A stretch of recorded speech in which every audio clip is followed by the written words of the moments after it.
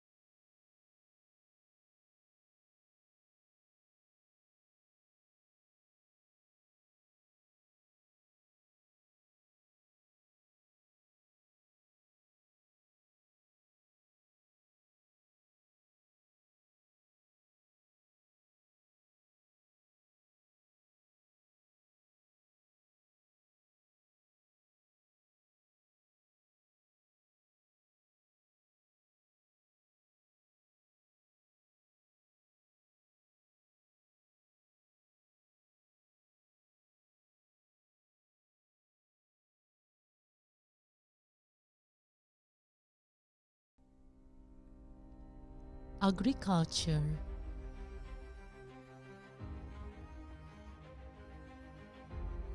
resources,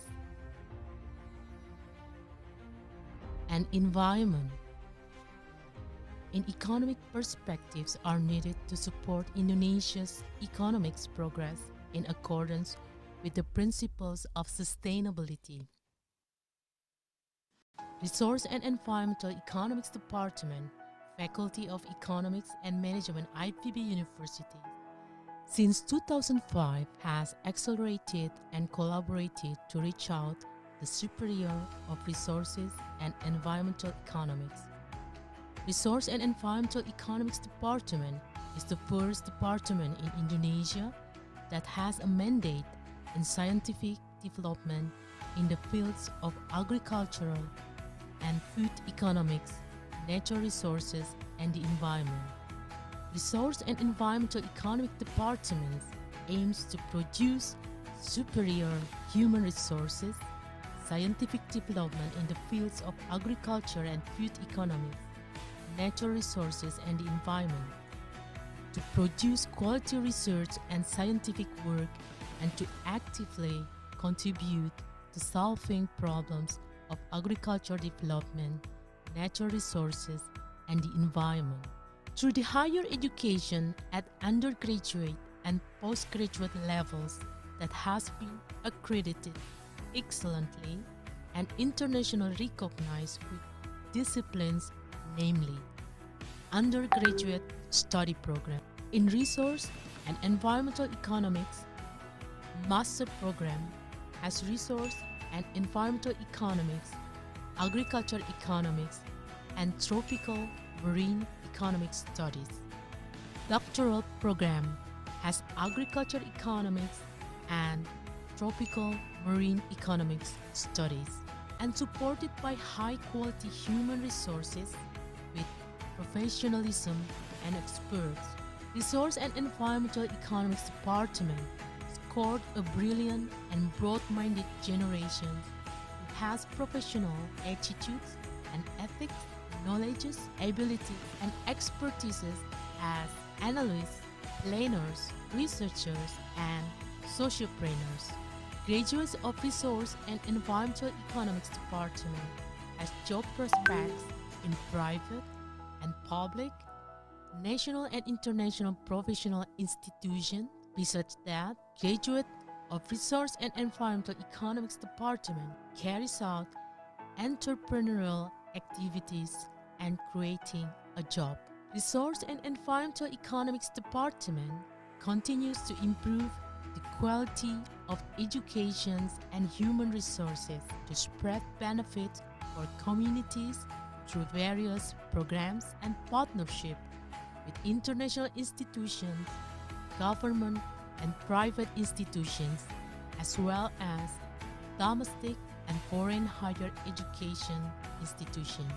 Resource and Environmental Economics Department opens for collaborations in education through training in various analytical tools for agriculture resources and environmental economics.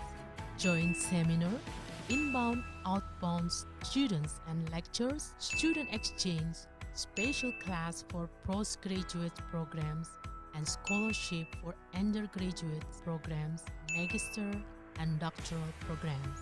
Research.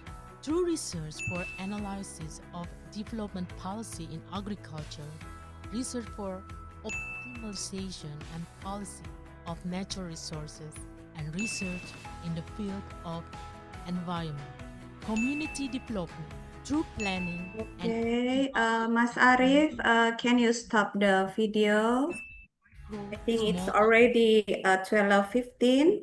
developing We can communication start the in low lectures. carbon villages. The awareness to maintain the availability of a natural resource. Okay. Okay, yeah, it's already with us, Professor Song Solim. Good afternoon, Prof. Lim. Hello, how are you? Yeah, I'm fine. How about you, Prof. Lim? Pretty good, thanks. Yeah, okay. Okay, students, hopefully you already stand by on your Zoom, even you off your camera. But I think if you can open your camera, you can open your camera if there's not an issue about the technicals on the Zoom. Okay, we will start our session today. Good afternoon, everyone, and distinct Professor Song Solim and all participants. On behalf of Department ESLs, it's my great pleasure to welcome all of you to today's summer course lectures. My name is Fitria Dewi, Prof, and I'm one of lecturers on ESLs. It is an honor to serve as your moderator for today's sessions. And so today's lecture is particularly meaningful as we have the privilege to learning from Prof. Song Solim from Korea University. And our topic today is about South Korea's transition from informal enterprise to competitive SMEs. Yeah, we hope this lecture will provide valuable insight and stimulate meaningful discussion, especially for participants here. Yeah. Um, I think before we start the sessions, I will introduce Prof. Lim. Um, Wait a minute. I can share. Okay, this one. Okay.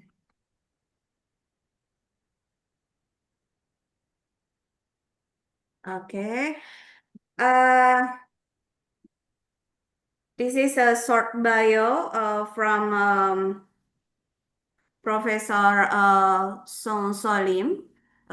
Is a South Korean agricultural environmental economist and professor in the Department of Food and Research Economics at Korea University in Seoul. His research focused on international food trade, agricultural and research economic, environmental policy, and global sustainable issues related to trade and natural resources. And Professor Lim received his bachelor in agricultural economic from Korea University and later earned PhD in agricultural economic from Texas A&M University. And after completing his doctoral studies, he's pursued an academic career specializing in the economic of food system, trade policy, and environmental impact of global markets. And at Korea University, he teaches courses related to international food trade, agricultural policy, and research economic, and he has supervised numerous graduate students in agribusiness and environmental economy. His research frequently employs quantitative economic models to examine trade patterns, food system, and environmental externalities. Major focus of his recent work is the relationship between global trade and environmental sustainability, including studies on plastic waste trade, ecologically unequal exchange, and the environmental consequences of international commodity flows. His research has been published in peer-reviewed journals addressing topics such as agricultural trade policy, food security, and environmental economic. And if I'm not mistaken, you also joined with us on a previous summer course at Bogor, right, Prof? Yeah. Right. Yeah, nice to see you again Okay. here on our summer course. Okay. Students, I think you are ready to learn together with Prof. Lim, and after Prof. Lim's presents the material, you can send questions, yeah, on a chat box, or you can ask directly on the question and answer session. So today, Professor Lim will share his valuable insight, yeah, through a lecture entitled South Korea's Transition from Informal Enterprise to Competitive SMEs. Okay, Professor Lim, the floor is yours. You will share by yourself or? Yeah, let me try to share Okay, the screen. Yeah. okay. We have 2 hours and 2 hours half, yeah, for Okay. these sessions, Prof. Yeah. Can you see the Okay. screen? Yeah, yeah. It's Okay, good. okay. Yes, yes, please, Prof. All right. Good afternoon, everyone. I'm honored to be this summer school again. I think it's been 3 or 4 times that I joined this important event, and I try to deliver my experience in research and the education. Today's lecture is focusing on South Korea's transition from informal enterprises to competitiveness as Fitria introduced, this topic is rather qualitative, not quantitative. I'm working on the empirical aspect of this topic by collect some data. Also, I want to extend this topic to the Asian economies, few selected Asian economies, how we can find some common aspects in terms of on this topic. Okay, our learning objective today is to explain why Korea's SME formalization, by the way, small and medium enterprises SME formalization was not simply a byproduct um, of the economic growth. The first line indicate that, okay, we have a formalization of the small and medium enterprises, largely explained by economic growth. But I argue in this lecture note that economic growth is not, sufficient condition to this being a formalization. Secondly, we want to define these informal enterprises, and my lecture here is so-called competitive small and medium enterprises. And now Korea come to this stage, so-called the formalization with precarity. I will explain about those emergent phenomena in the country. Thirdly, we want to understand the logic of so-called the sequential institutional layering, SIL. I tried to develop the ideas of this formalization based upon this theoretical, framework, so-called SIL, sequential institutional layering. Then we want to find out that there are characteristics each layer, for example, industrial policy and SME integration. And secondly, conditional finance and export discipline for Korean firms.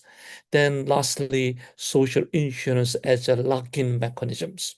So I present these three layers to explain this formalization as SME, and we want to develop some those elements by layer, each layer. Finally, I want to share my own evaluation since the post-1997 Asian crisis, how this crisis affect the Korea's process of formalization. So this lecture consists of largely five parts. Firstly, I cast this puzzle questions. How did Korea move from non-wage work, in other words, informal economy, into wage employment? In other words, this is the formality in the economy.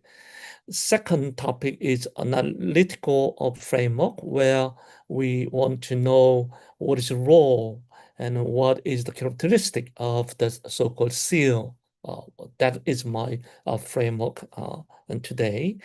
And thirdly, we want to go into deeper understanding about each layer consisting of industry finance, export, and welfare. Then fourthly, we talk about those the formalization with the some uncertainty because this 1997 the financial crisis affected more fundamental change in forms development of this labor formality. Now, finally, we want to find some policy lesson from Korean experience. How can we apply, or how can we can view other middle income Asian countries, including Indonesia? What lesson or what the highlight we can learn from the Korean cases? Okay, the first question, yeah, as you see from this table, Korea's non-wage workers, they mean what? Those workers on by their own, like a family labor or this the self-employed small workshops laborers, something like that. The platform workers, like those non-wage workers account for about 69% in 1963 in Korea. But the most recent data show that this non-wage workers account for about 22% in 2025. And the wage workers, for example, we see that they belong to what the formal the enterprises, 31% in 1963. This figure rose to 77% in 2025. So we see it's a remarkable, the achievement between these two periods over time. And Korean labor forces or Korean workers have been formalized. They've been registered and they are protected by our social insurance programs by this formalization. So the question is, economic growth is the answer for this formalization process or something else? I challenge here in this lecture is not growth alone, but institutional the arrangement. Institutionally, the engineered formalization should be the key to understand the Korea's process of labor formalization. For a detailed data, I compare 1963 and 2000 and 2025. You can find every detailed figures from this table. And 1963 is the earliest data we can get according to Statistics Korea. So that is I put starting point at 1963. And most recent data we can get from Statistics Korea is 2025. So that is the most recent data here. I can summarize these figures by this. And non-wage workers reduced, as I said, from 68 to 22%. Wage and salaried workers increased 31% to 77% over this period. And unpaid family workers, they mean what? They work the family basis, the enterprises, or they don't get paid officially by the entity. Okay, it accounted for 31% in 1963, but now it's only merely 2.9% in Korea. So the decline of non-wage work is a long-run proxy. That means what? I never claimed that non-wage work, these statistics, it can the capture the exact, those the informal workers, because we have a more comprehensive indicators to deal with this figure. But nevertheless, I would say this non-wage work is statistics. It's a good proxy in the long run to tell us about labor market incorporation. And non-wage work moved to the wage employment. This is also only one indicator. There would be other explanations and other aspects telling about this formalization. But in this lecture, I use this figure indicator, non-wage work to the wage employment. That is the one of good the proxy to understand the informal to formal the transition. And the quality and stability of wage employment is very important. So not only their share, like 22%, 77%, but more importantly, we need to look into the quality of and stability of this employment. Otherwise, these figures show simply those appearance of those formalization. But this quality issue, stability of jobs, that topic should be further investigated by different tools. So we want to clarify some formal, definition about those jargons and terminology I use here. Firstly, what is informal enterprises? Informal, that means um, informal enterprises include the unregistered firms. They don't have official record in the public sector, government, the institution. So it's unregistered.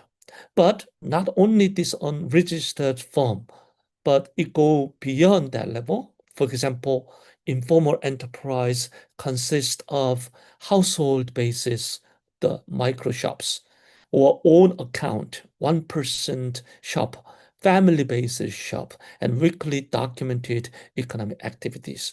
We can say all those business form belong to informality.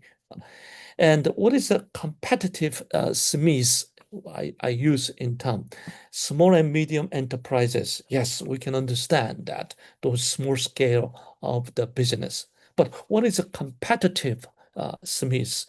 Under the Korean context, I use this competitive SMEs because they are competitive, but they are not large enough or competitive enough to rival with the so-called 재벌. I hope students understand Korean 재벌. 재벌 mean, if you look at the last line of this slide, it's large family-controlled Korean business groups such as Samsung, Hyundai, LG. That is what we call it 재벌. If you like a K-drama or Korean movie, you know 본부장, 실장, that those high positions in the 재벌 is a large conglomerate, the company. Right? So those competitive small and medium enterprises mean that those small shops, but they have a chained with this 재벌, okay, large under the global value chain or value chain systems, integrated systems. Also, I use this term specifically formalization with precarity. Okay, formalization with precarity. After the financial crisis in 1997, formal forms and wage employment expanded, as I said, but insecurity, job insecurity, or the protection insecurity, they actually increase from that point of time. So that today's Korea's labor market or labor the employment systems, we are facing with these challenges. Okay, most small and medium enterprises has successfully became, the formal. But within this formal, the formality, we still observe increasing, job insecurity within the formality. So that is a kind of a new phenomena we can observe from the Korea's development. Okay, how we can measure this formalization? As I said, there are many good indicator and definition or comprehensive measures, but those data may not be available for a recent period. For example, like a business registration rate. In Korea, it's about 71% amongst non-wage workers. But International Labor Organization, ILO, is headquartered in Geneva, Switzerland. ILO's definition, informal employment, it goes more go with a broader definition, such as like some wage workers without adequate social protection. So if we go by this ILO definition, informal employment has been conceptually expanded than what we use here in Korea's cases. So I can express this formalization of the labor is equal labor status. It's a formal, informal, and this forms registration, official registration, plus their access to the finance, like a credit or banking systems. Finally, they are the firms and the labor forces are protected through the social insurance.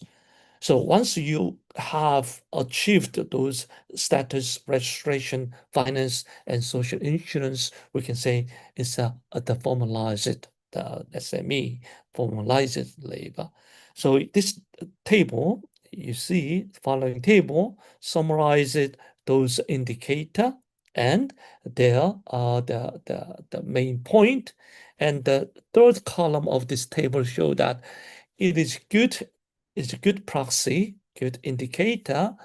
Nevertheless, they have certain limitation in their application and understanding. So you can check on this their limitation as well at the same time. So my main point, economic growth alone is not sufficient to explain the Korea's formalization. And the theoretic background of this formalization or labor formality, we can go back to Louis Kuznets' structural transformation theory. It said workers move from agriculture to industry, but this does not explain why they entered registered farm rather than informal urban work. The Louis model show that those migrant from rural areas to urban, there is a high chance to fall into informal urban sectors because of job limitation in urban sector. So we call it, this is a involuntarily the unemployment. So the Lewis model said there is informality in urban sectors due to migration or structural adjustment. So even economic growth, we can avoid this informality, informal development, especially in urban areas. Second theoretical background is export-led growth. Export expansion create employment jobs, but export enclaves can coexist with large informal sectors. Even export sectors developed, we can also see a huge, population of unemployment or informal sectors. So export alone cannot explain those formalization per se. The third theoretical, explanation is SME capability things. SMEs formalize because they develop their own capabilities. Okay, so small firm grow, small firm fortified their systems and administration. But Korea's SMEs were deeply shaped by policy-oriented basis and finance-linked, incentives and chaebol-oriented supply chain.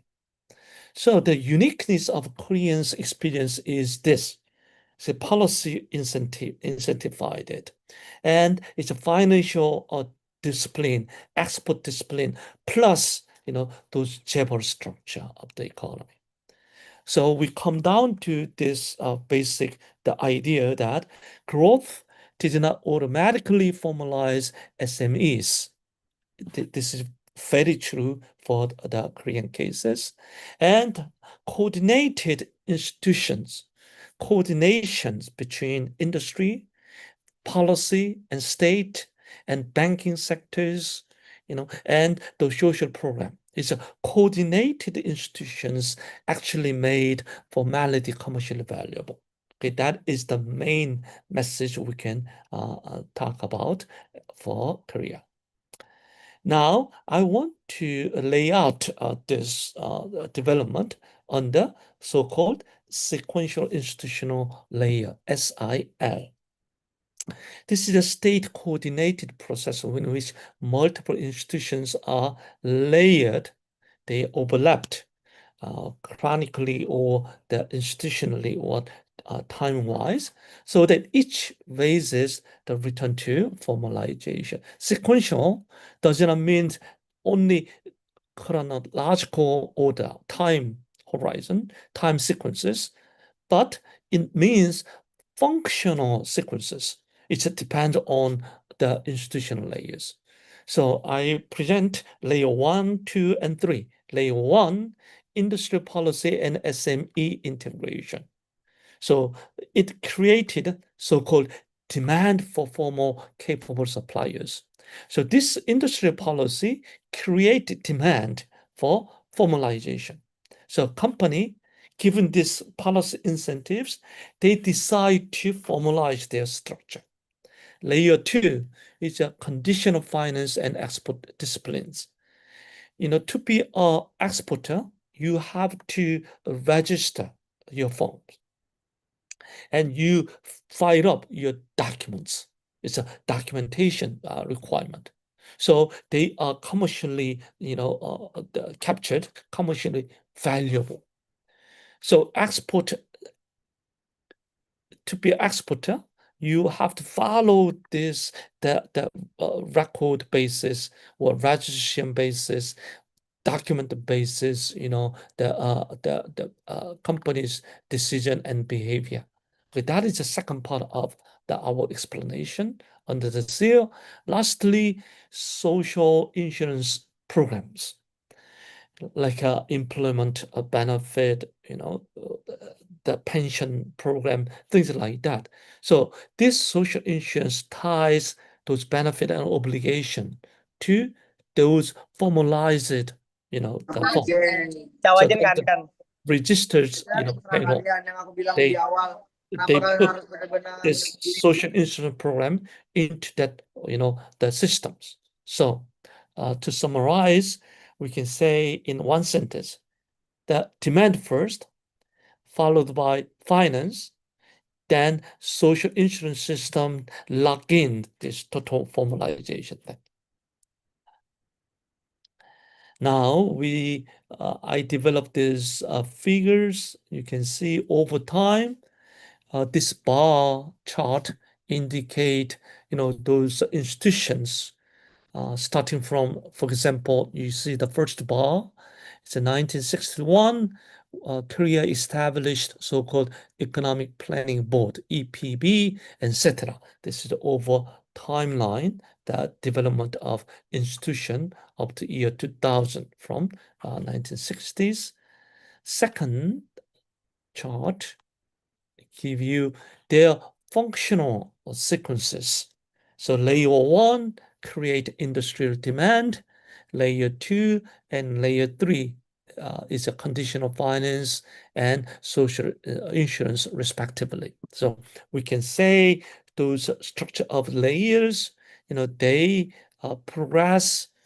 progressively, increasing their economic return to the SME formality. Due to these series functions, we see more formalized supply chain capable SMEs in Korea. That is a remarkable achievement. But nevertheless, since 1997, we see the new type of the insecurity, job insecurity. We said it's a formalization word, precarity, as I said. So let's go into some details. Okay, you can look up this my slide. So I'd rather go fast over those detail. You can check on my lecture slide for the detailed explanation. But let's say the Economic Planning Board, EPB. And the EPB is established in 1961. It's deputy prime minister level of the status. Then meanwhile, they have this authority like a development planning, budget planning, and cross-ministerial coordination. It's a very powerful authority, powerful organization. They facilitate this required coordination. And without this coordination, industrial policy finance have remained separate program. They don't talk to each other. They don't share each other, So they create internal barriers of this formalization. But luckily, Korean cases, because of this EPB's, positive, the facilitating role, we can create those system, coordinated systems to include those industrial policy, finance, export, and social insurance program all together. And layer one, the policy two, I said this is the policy, industrial policy, state-based policy, economic plan for 5 years. Korea used to have this every 5 year we build up economic plan and the export targets and growth target, things like that. Also, the government set up, SME Basic Act, and another the highlights of Korean case was the heavy and chemical industry drive, HCI. So 1960s and 70s and early 1990s, we developed this heavy industry, chemical industry. Okay, Korea, small country, unlike Indonesia. Korea is small peninsula, small country, but we decide to go by this heavy industry, like what iron, steel company. That is the one thing, and the petrochemical industry. That is another.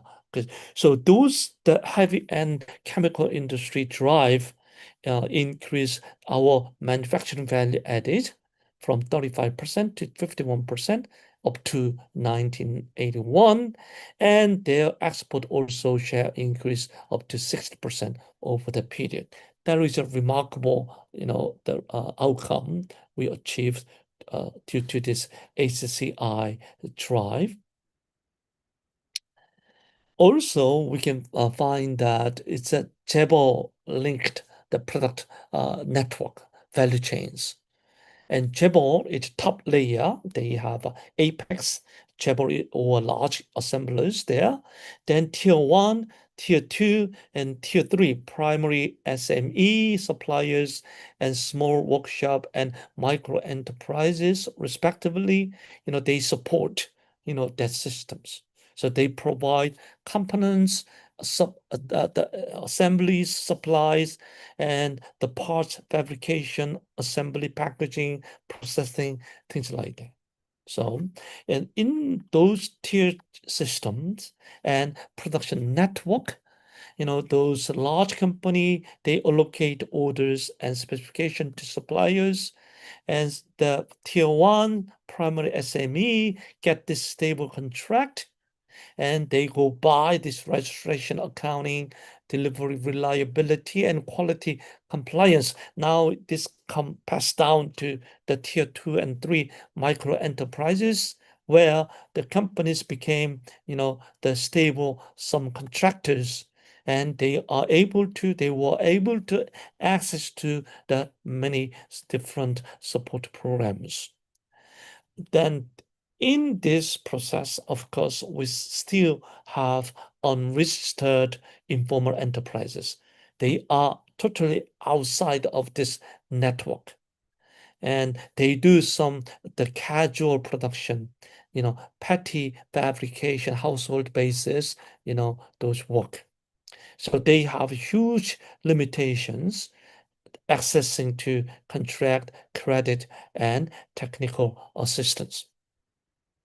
So to summarize, for this chaebol-led production network, we said supply chain transmit formalization pressure downward, tier 1 to tier 3. Small firms did not formalize simply because the law required it. In other words, we have this economic production network. So not by law alone, but this production network, value chains, they contribute to formalizing the Korean systems, firm systems. So we said this, I call it dependent competitiveness led by chaebol. So small and medium enterprises could upgrade, under this network systems that include registration, financial legibility, quality control, delivery reliability, supply chain participation.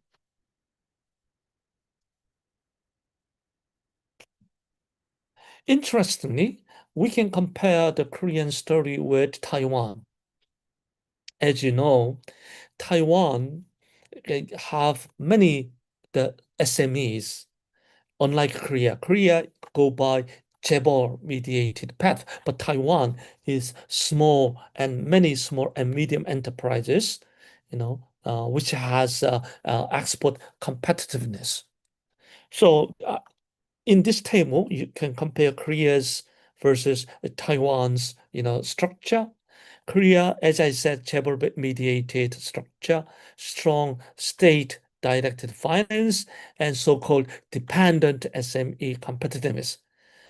But the counterpart in Taiwan is more dispersed SME, not chaebol, but dispersed SME export network, decentralized network, and autonomous SME, not too much government driven, the economic development. But nevertheless, we can find some common ground between these two countries. That is, we can still identify industrial demand, performance-based discipline, and upgrading of SME. I think that would be interesting if we compare the Indonesian cases again here. Layer 2, key institutions and tool is what the banking systems development. For example, Industrial Bank of Korea, Korea Development Bank, and we have another credit institution, agency, Korea Credit Guarantee Fund, and government loan, policy loan, and export finance. Okay, it's given by state. That were key institutions. And here, to receive this benefit from state and banking systems, individual firms, small, medium enterprises, they have to prepare all the requirement, something like registration, ownership identification, financial statement, bank account, traceable transaction, and the fundamental bookkeeping. So they prepare this to receive this financial benefit from the government and the banks, financial intermediaries. So those firms have this pressure, okay, to be formalized, to earn this financial benefit. I said this is the layer 2. So formality became a financial asset to those formalized SMEs. So development finance through banking systems and the mechanism, as I said, those systems work at layer 2. So the formalized form can approach, finance and the government state subsidies and the loans. So financed did not merely support the already formal SME. This is a very interesting observation. You are formal SMEs. That's why you were able to access finance. Yes, that is true. But as I argued here in this lecture, this financial aid helped create formal SME. It helped to formalize those informal SME. This one is a downward pressure by state and banking systems. So they can be visible, they can be traceable from that one. And export discipline is another important element in layer two. As you know, Korea is a highly exported oriented economy, like Indonesia. So we export targets and we have a promotion meetings and presidential level monitoring is a top down. It's a very important coordination, the process. And the export transaction generate documentation. Again, to be exporters, to be exporting firms, you equipped with, you are required to have this contract invoice, declaration, bank record, letter of credits, and the exchange record, something like that. So this is something like what? Facilitating formalization. So export discipline was very essential part of the Korea's formalization. The layer three, now this is a lock-in system. I use lock-in system. We achieve this formalization. This formalization is locked in. Its formalization is stabilized or finalized by the social insurance. Social insurance for workers, for example, health insurance, national pension programs, accident compensation programs, employment benefit, something like these formal jobs became more valuable because they carried this comprehensive package of safety nets. For employees' perspective, it provide this payroll record, workplace registration, and routine contributions. So social insurance program required, those formalization. Otherwise, you are not protected by this social insurance. So companies, workers, they had to formalize because to take advantage of this social insurance. But we have some limit of this system. Why? Because this social insurance are largely attributable to the large company only, or registered the workplace, regular wage employment, stable employer-employee relations. What about the small firms? Small firms, okay, they are eligible for this social insurance as long as they are formalized. But there are other small firms at the same time not formalized. But even this formalized firm who have weak protection of this social insurance, that is some limitation we can find. So core point we can point out in this the observation is social insurance completed the formalization architecture in Korea by attaching material benefit to registered employment. And this system was powerful because it used payroll record, but limit because it assumed stable employee relationship, as I said. So we've identified the stages about this social insurance program. As you see, first column of this table, there's a different programs, notable programs, and they start from large company, and then now over time they expanded their coverage and their benefit. So we see over time, those social insurance has strengthened, and that has contributed to formalization of SME. So I'll read these last two lines in the slide. Social insurance began where administration was exist, large company first, registered firms first, the payroll basis workplace first. But I said this is a staged expansion. That means over time, this program go into expanded to cover those small firms. One. So we have today. Now, who was incorporated first? As I said, this is a staged one. I repeat here. And this one with some exclusions from the program about that. One thing about gender gaps. The women's in 1963, what is about 72%. Uh, here, but compared to 63%.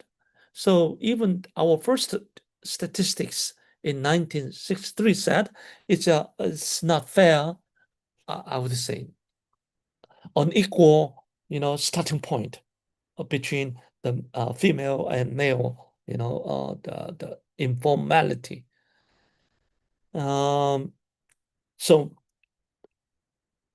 I haven't touched much about this the gender gaps in the formalization process, but I just leave it to you and others that it would be very interesting area to study how this gender the gaps or comparison, okay, is the real for the formalization.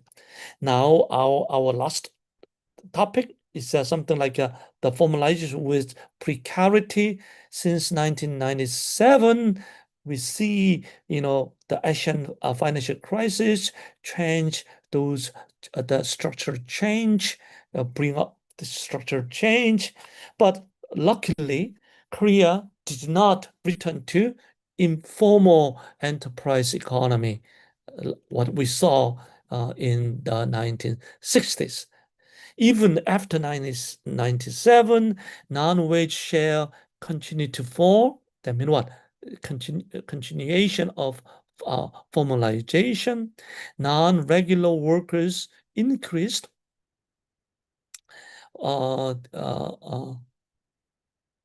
Nevertheless, that means what? You are formal labor, but not regular workers.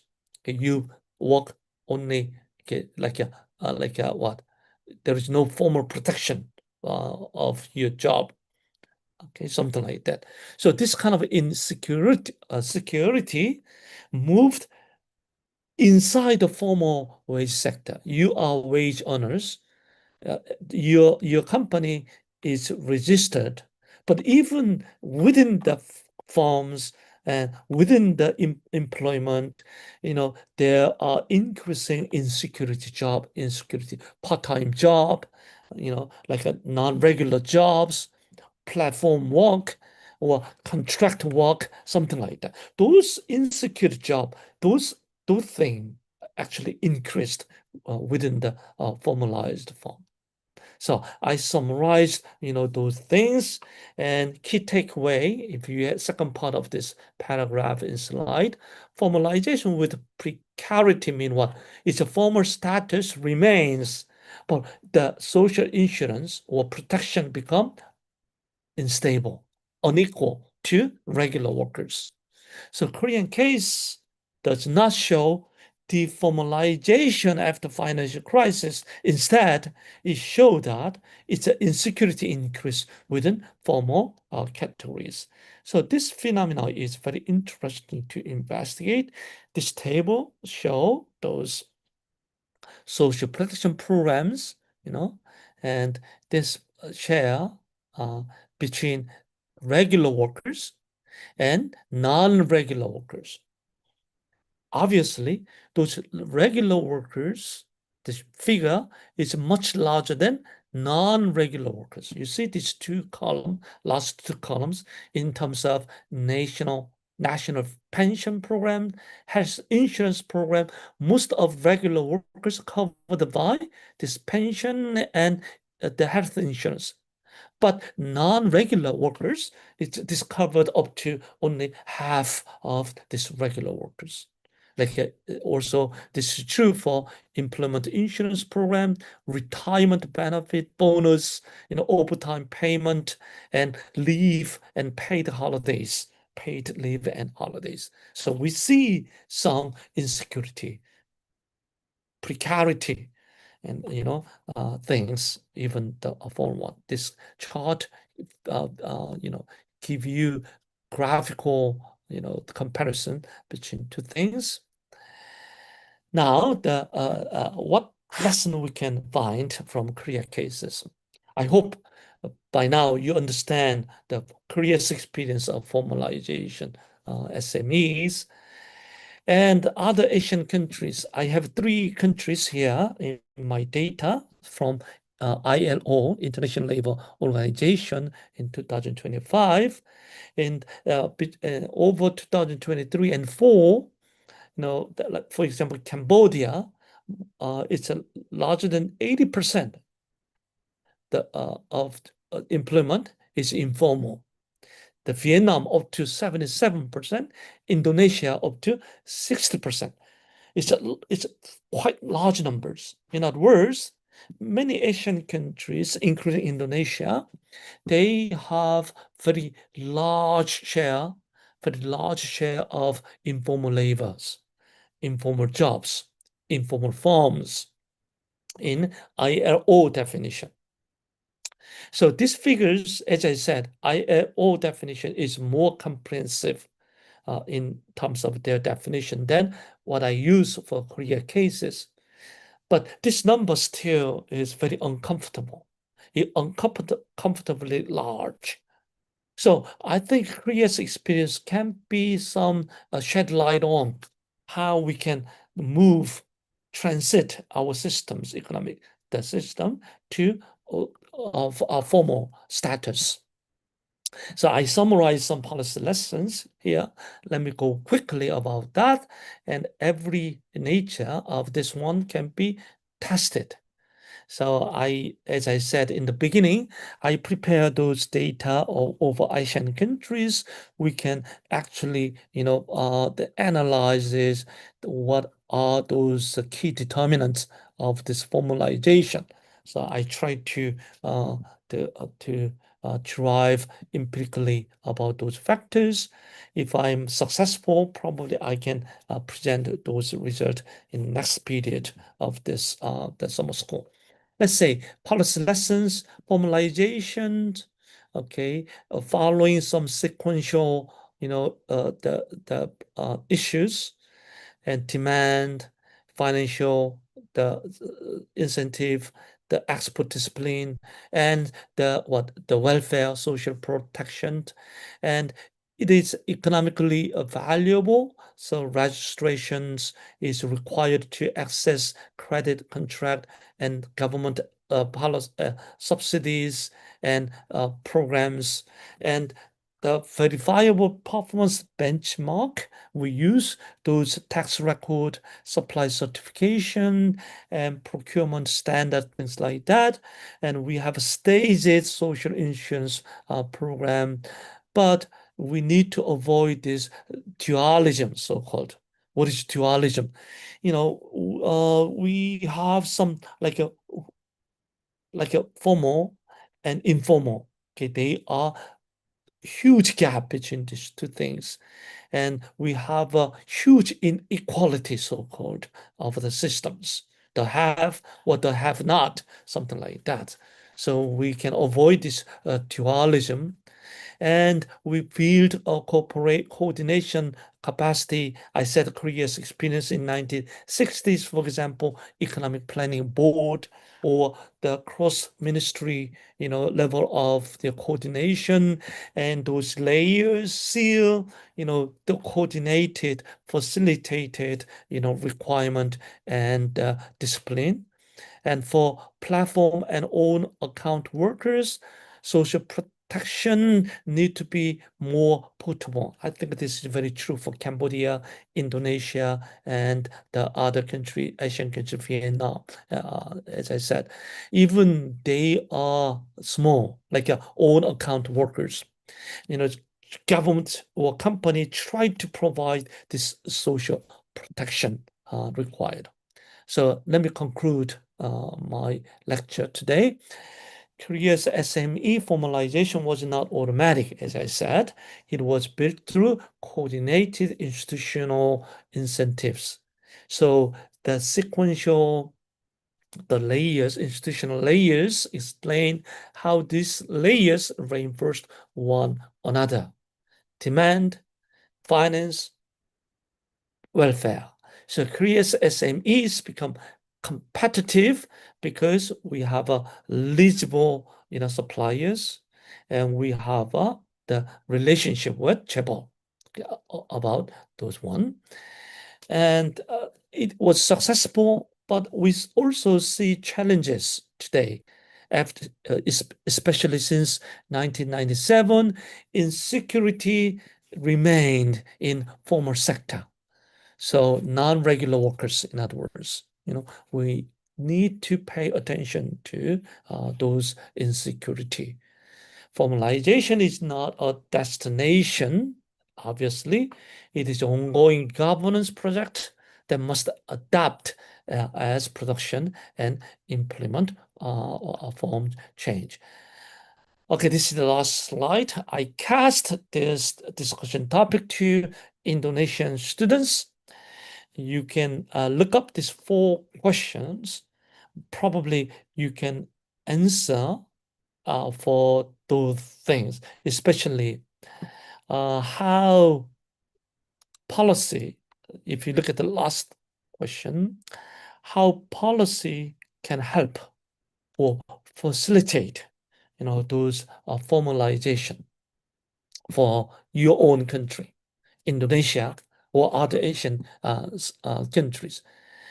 I think that would be the food for thought for today's lecture. Thank you for your listening. Okay, thank you, Professor Lim, for your insightful and inspiring presentations. Your lecture has provided us with a comprehensive understanding of South Korea's economic transformation and highlighted the crucial role of SMEs, institutional development, innovation, and government policies in achieving sustainable economic growth. I'm sure that the participants have gained many valuable lessons that may also be relevant to Indonesia and other countries. Next, we will move to the question and answer sessions. On the chat box, we already have Arum Hussein. Arum Hussein, do you want to ask directly to Professor Lim?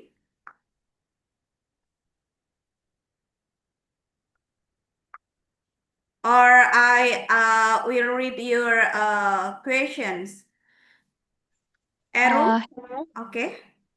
Yes, please. Hello. Yeah. Hello, Professor. My name is Iram Hussain, and I Hi. study chemical engineering, and I'm from Pakistan. My question is, my question is about the model that we were talking about. That how would this model apply to developing economies where SMEs dominate, but state coordination and capacity is quite weak.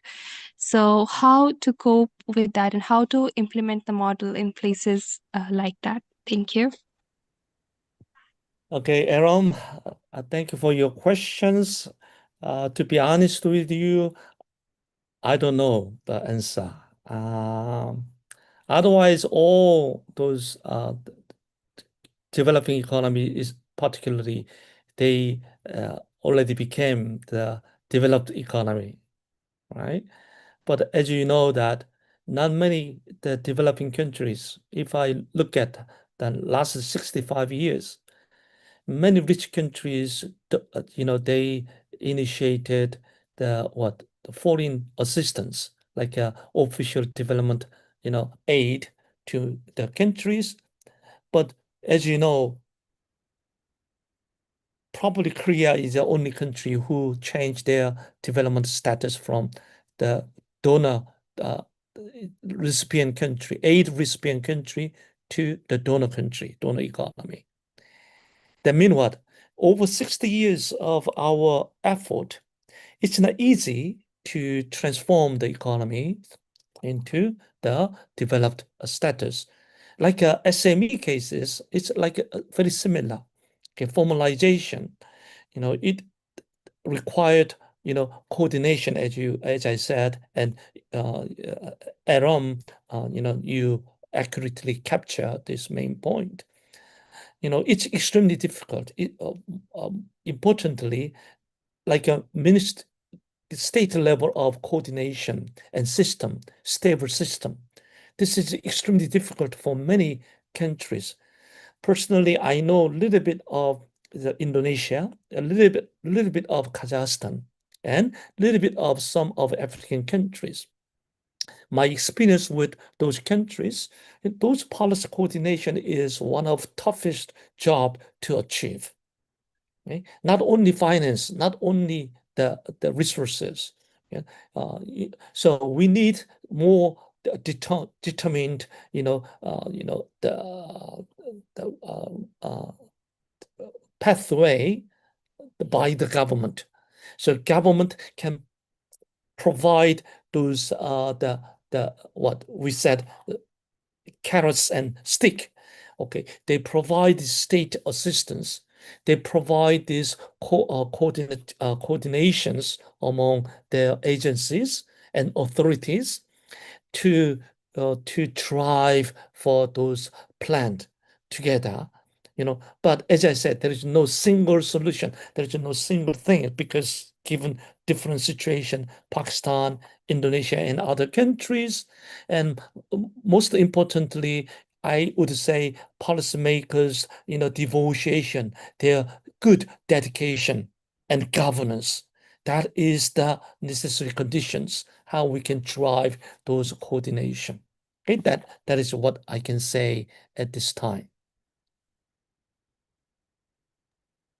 All right, sir. Thank you. So, I got it that the best thing that could be possibly done is good governance, if I'm not wrong. Is it right? Good governance. All right. So that's the basis. Okay. Yes. Okay. Is it enough, Aaron? Yes, thank you. Okay. Okay, next question come from Aina Azamat. Can you say your questions directly, Aina? Okay, so I wanted to ask, what skill would you want the students to gain, like to analyze real world agricultural problems? Like, what can we do? Wow, that's big question, Aina. Well, well, we can answer that question from the vast, the angles of or windows. But my expertise, like international trade and agricultural development, I would say that agriculture problem, is what for Korea's experience, like a food security is one of the top, problem we faced over history. That mean what? We need more production in the first place because small land and highly populated, the environment and the scarce resources in this country. So we have given this limitation, we approach this agricultural problem, these big problems, from the aspect of human capital development and technological the investment. So agriculture overcome this limitation by productivity growth through R&D investment in agriculture.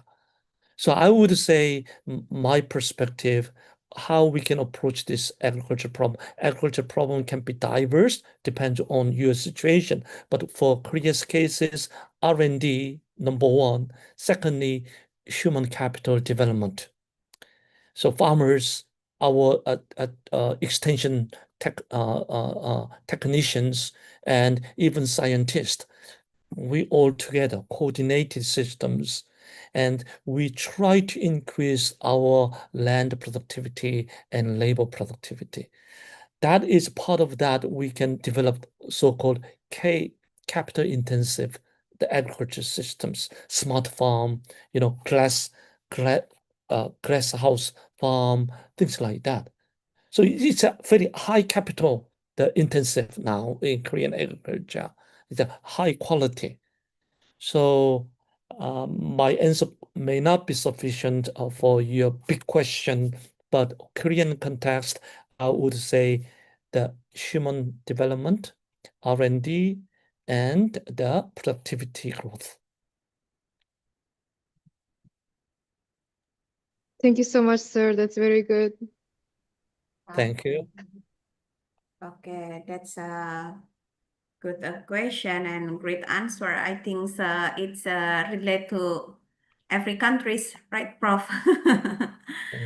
Okay. The next questions come from Ajmain. Ajmain, can you open your microphone?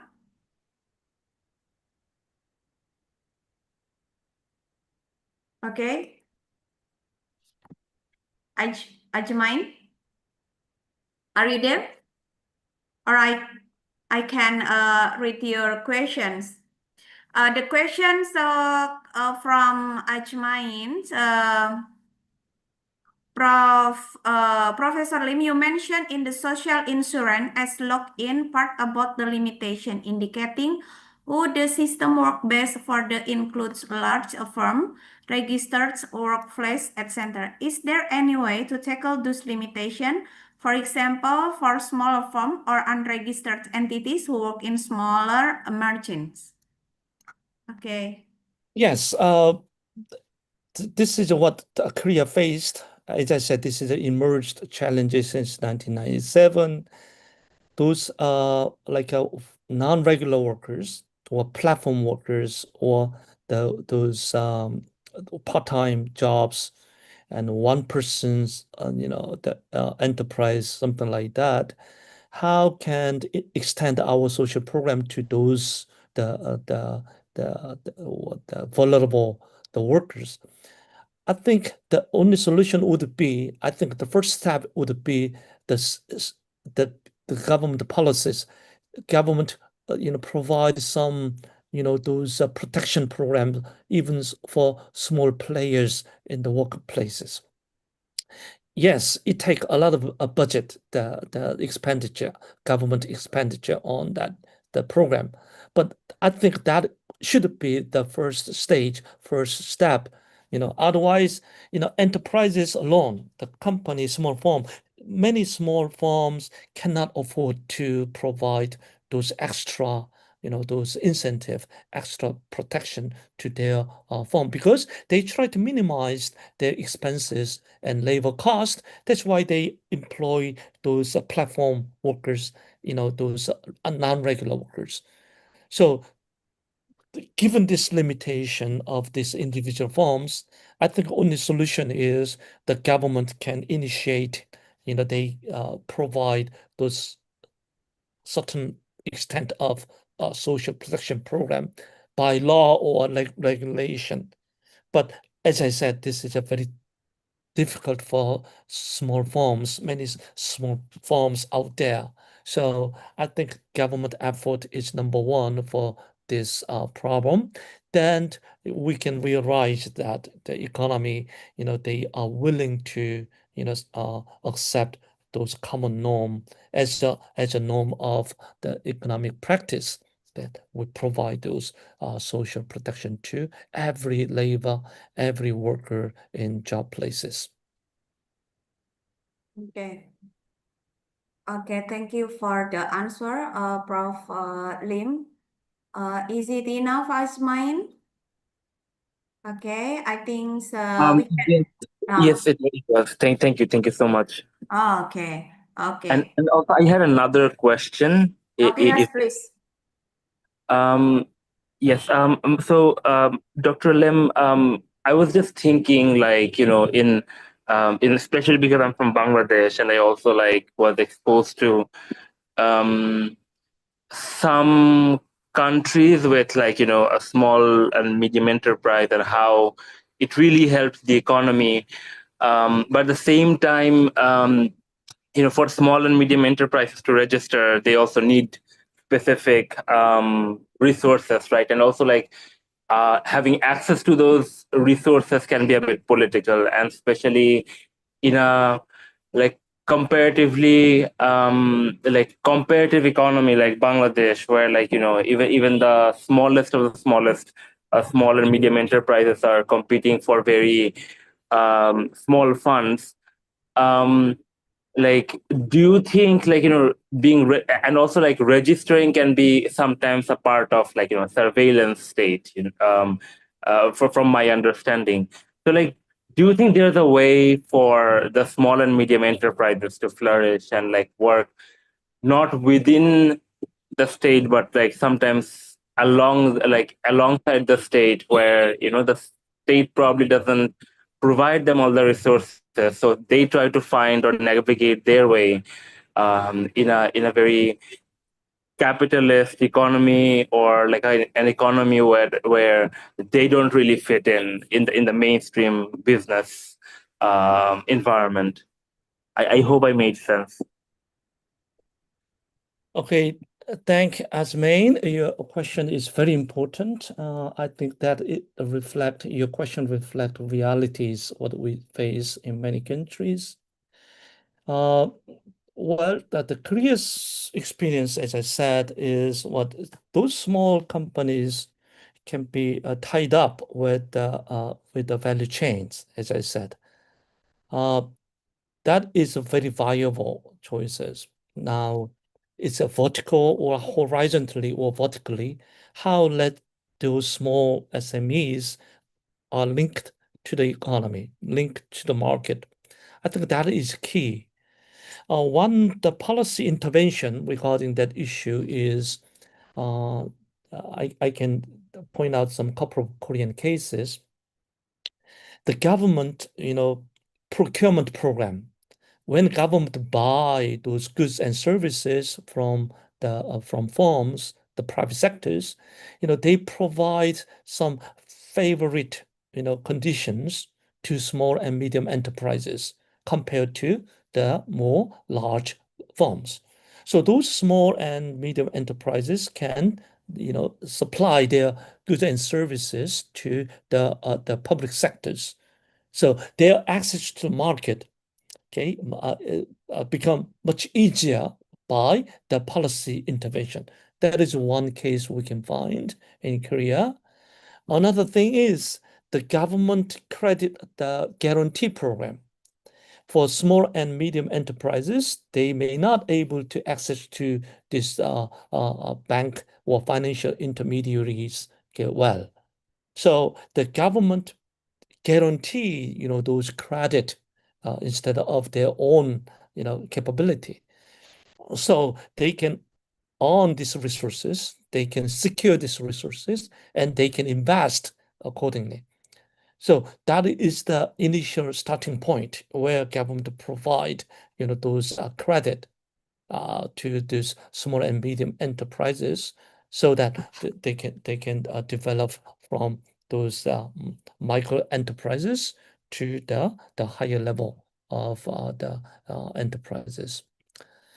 Well, there would be some other successful stories as well, but I would say at this time, probably, credit, guarantees or the public procurement program may help for small, medium enterprises. More importantly, as I said, those SMEs should be tied to the value chains.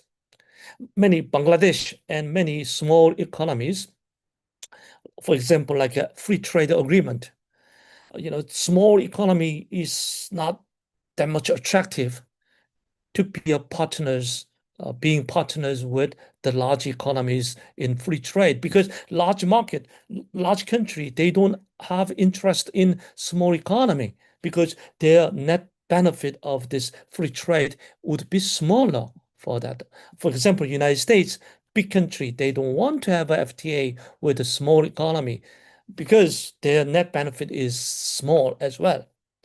So only thing you can be partners with big economy is what you become larger together. Okay, you tied with other small economy, and you can make scales economies of scales. Okay, so that is one viable way to make the free trade agreement with the larger economies. Likewise, small, medium-sized enterprises, micro enterprises, they should be tied up together, okay, in the value chain, so they can participate in the commercial value creation, commercial activities. Otherwise, it's extremely difficult for those small entities, be competitive in the market prices. So state help, state, intervention, value chain, the effort, that would be the key for the small resource deficit, the SMEs. Okay, that's what I can say. I can answer to your question. Thank you. Thank you so much. Okay. Okay. Next question from Sylvia Agustina. Sylvia, are you there? Yes. Yeah. Okay. So South Korea successfully expand wage employment during its economic development. So if a country still struggles with skill mismatch, limited opportunities for fresh graduates, and concern about fair recruitment, what should be the first priority? Should the focus be on education reform, labor market policies, or private sector practice? That's my question. Well, Sylvia, thank you for your questions. This is Korea also have the same problem with this, and well, the first priority. Well,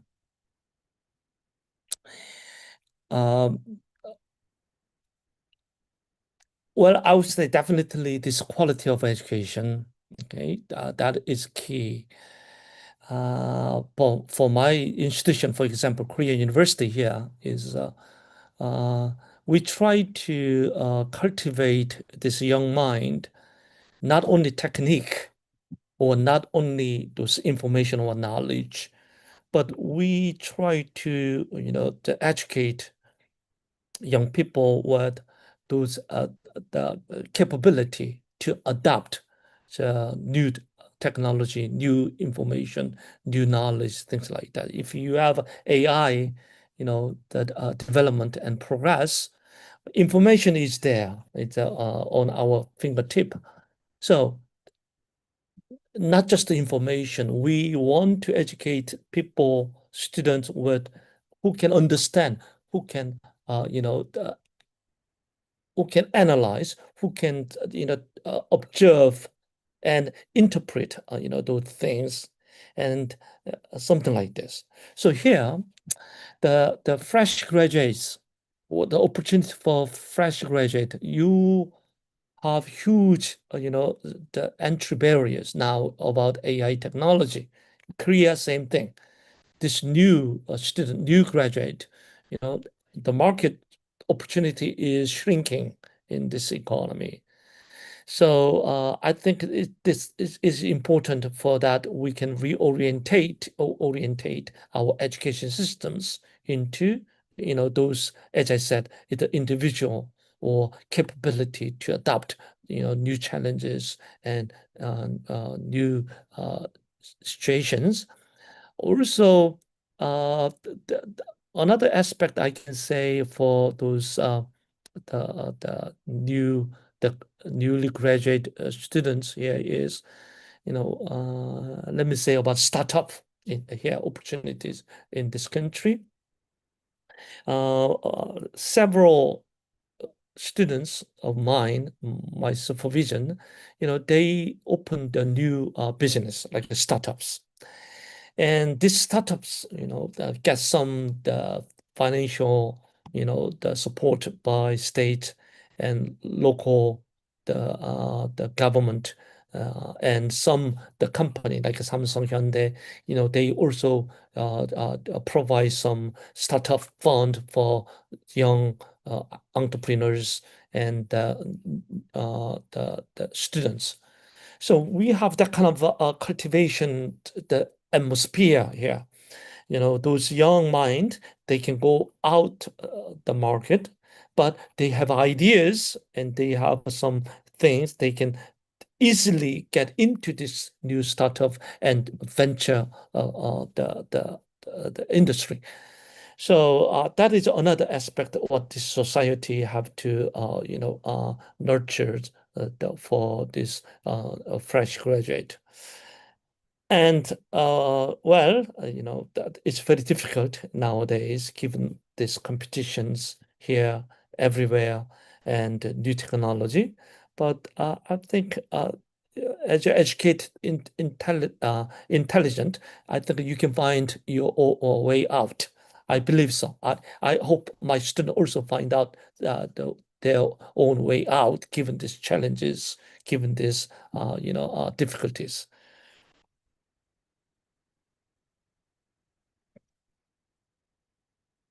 All right, thank you so much, sir. Thank you, Sylvia. Okay. Thank you, Sylvia. Is there any questions from the participants? Professor, I think while waiting a question from the students, I have a questions. I see from your slide, yes, South Korea's formalization process was supported by strong state coordination, industrial policy, and export-oriented growth. And considering about Indonesia decentralization governance structure and relatively larger informal sectors, which element or which aspect of the Korean models do you think should be prioritized or probably can directly transferable to Indonesia? Well, I think you know more than I do know, right? So I love to work on this issue with you and other colleagues in Indonesia.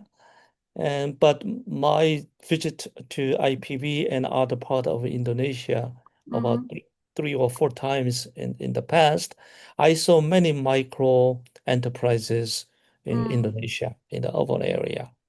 So this is a very important and the topic in your country.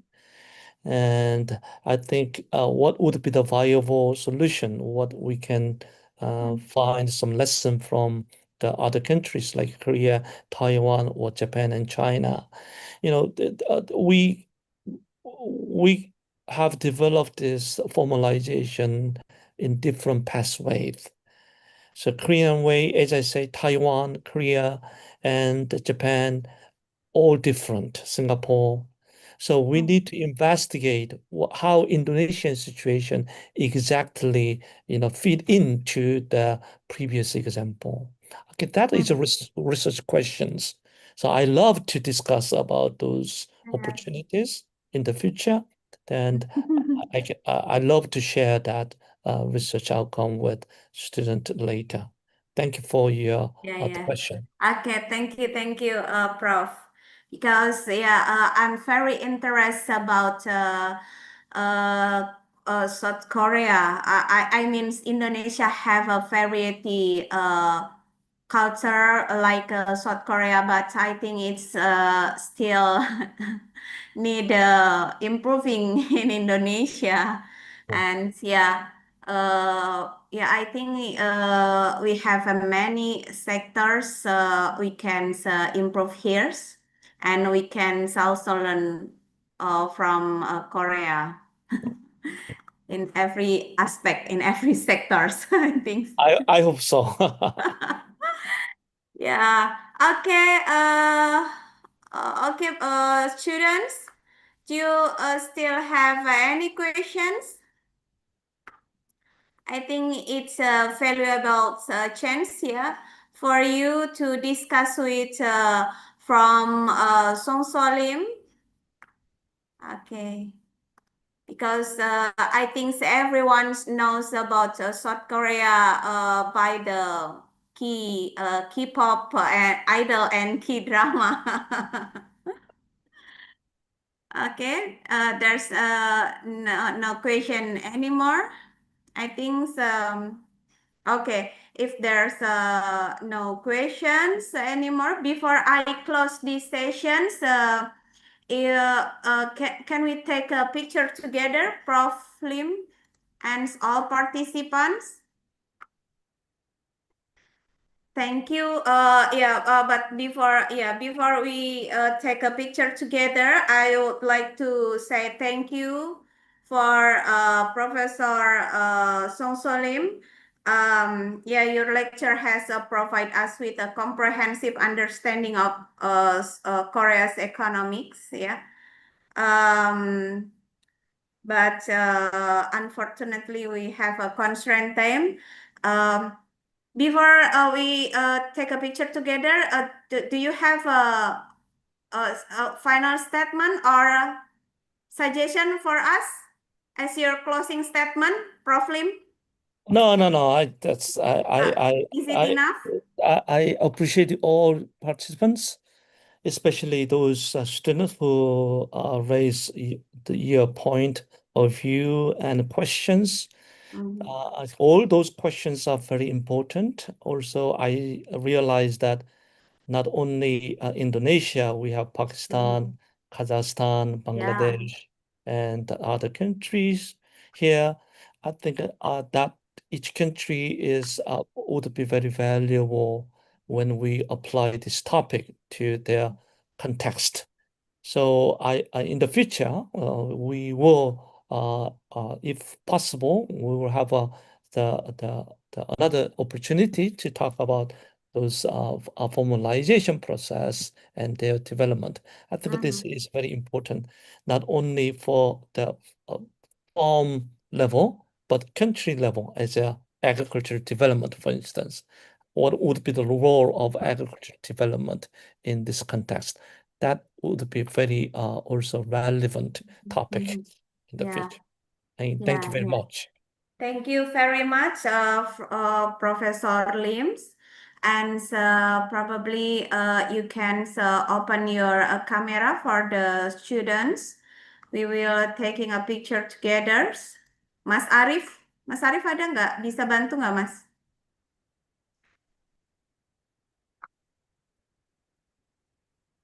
Mas Arif? Oke. Okay, I think I will take a pictures by by me. Okay. One, two, three for the slide one. Okay. Okay. Wait a minute. Oh, wait a minute. Fatia, can you help me to take a picture because I have a trouble with the camera. I'm currently in a phone. I think I can use my phone. It's okay. Okay. You can stand by. One, two, three, and then the next slide. Okay. One, two, three. Okay. Thank you, everyone, and thank you, Prof. Lim, for the insight. Hopefully, we can learning together in the next times. Thank you, everyone. Good 네. afternoon, everyone. 네, Bye 안녕히 bye. 가세요. Yeah, thank 안녕. you. Annyeong. 네. Thank you, everyone.